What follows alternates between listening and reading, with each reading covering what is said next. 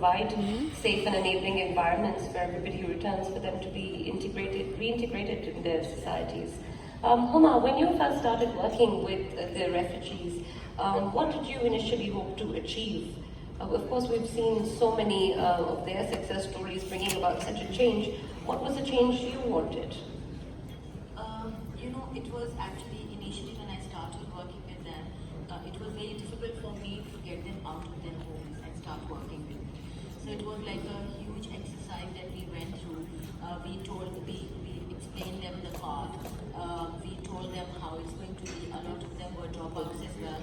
But eventually I did get a group of women that I thought that had the potential and they wanted to learn more. The thing, they had the spirit to rediscover themselves, which was a positive thing that I saw in them. And I thought that I can take it up from there. The good part about these women is that they are willing to learn, they are willing to move forward, they are willing to do anything challenging, because most important about any craft or any product, I will say product because this is the product that we do, is the quality that we produce. Unless and until the quality is world standard, it cannot be, accepted anywhere. Right. So this was the biggest challenge that I was facing. But now, more or less, it has been covered, by the continuous process that we have done. We haven't given up. They haven't given up, and it is actually the consistency. The consistency and the productivity that has gone forward. And I think it is a joint effort. It's not just that I have done a lot. I think they have done a lot. They have really achieved milestones.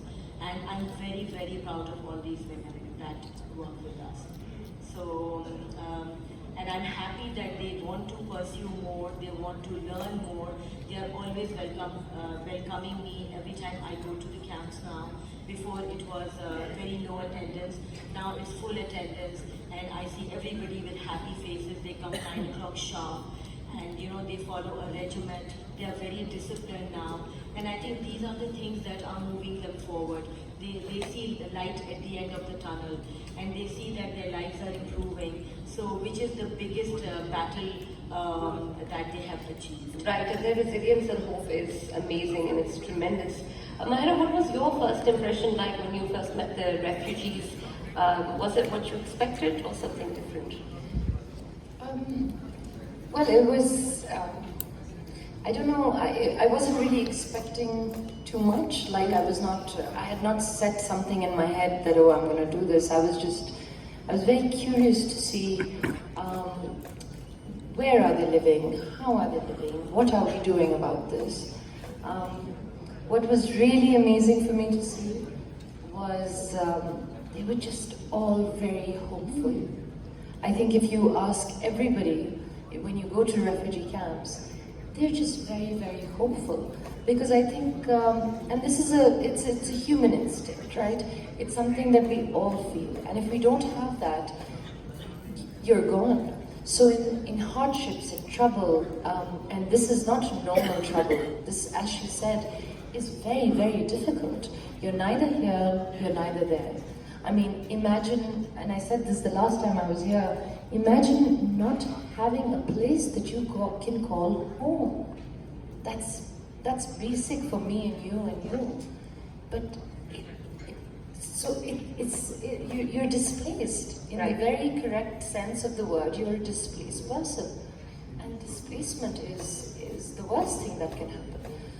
But the fact that they are hopeful, and this is what I saw, whether it was back in Karachi or in Peshawar, and wanting to somehow not be displaced, and the only way they can do that is to achieve a dream, to be able to study the way that I studied, or so-and-so studied, to be able to have a place they can call home or their own country.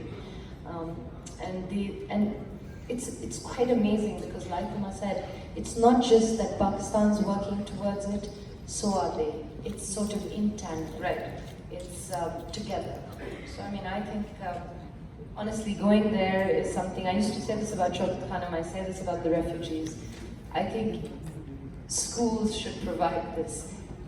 kids need to go to refugee camps. You know, we take them everywhere else. We go on field trips. This should be mandatory, so that they experience this. I experienced it at a very old age. I feel like people should know about this because more awareness will just create more tolerance and more acceptance. Absolutely, and first-hand experience is definitely going to have an impact and change things. Yes. And of course, it's lovely to have you here in that sense as well, because our audience and the larger audience who's going to be watching this is going to be able to hear your stories. Fatma, of course, we talk about your resilience and your hope. What are your